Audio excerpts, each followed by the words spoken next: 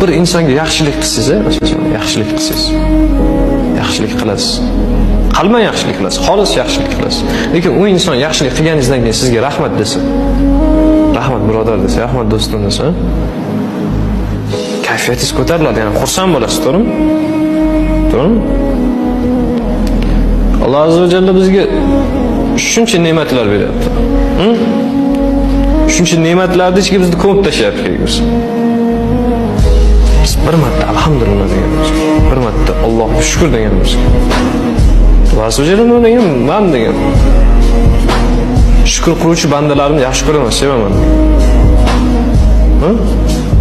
Endi biz Alloh azza va jalla bizga shuncha ne'matlarni ichiga bizni ko'mib tashlayapti.